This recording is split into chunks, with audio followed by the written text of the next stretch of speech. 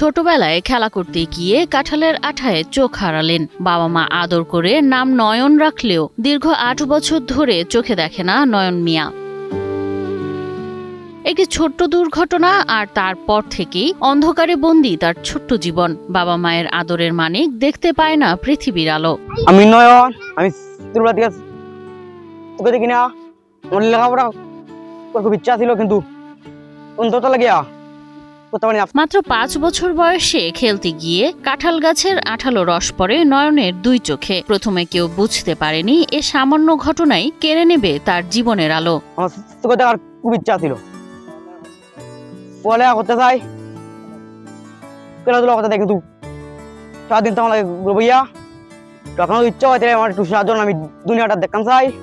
চিকিৎসক বলেছিলেন সময় মতো ৫ থেকে ৬ লাখ টাকার চিকিৎসা হলে দৃষ্টিশক্তি ফিরতে পারত, কিন্তু দিনমজুর বাবা মায়ের পক্ষে সেই টাকা জোগাড় করা তখন সম্ভব হয়নি। ডাক্তার হয়েছে অনেক টাকা লাগে। ডাক্তারের কাছে যখন যাইছি, ডাক্তারে কইছে তোমার ছেলের চিকিৎসা করাইলে ৪-৫ লাখ টাকা লাগবে।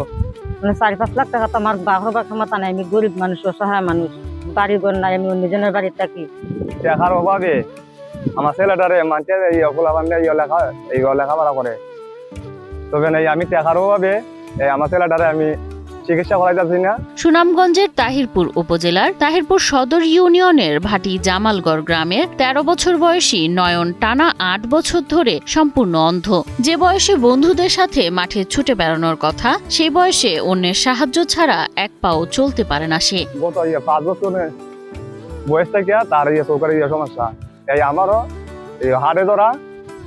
আমি মনে আনি খাই, মানে আমি ছেলেরে চিকিৎসা করা মিলে দিয়া, আর আমি এই গড় খানি চালাম, আর নিজে আমি হাসপাতালে গিয়ে কদিন বড় করে তাকে পড়ছি।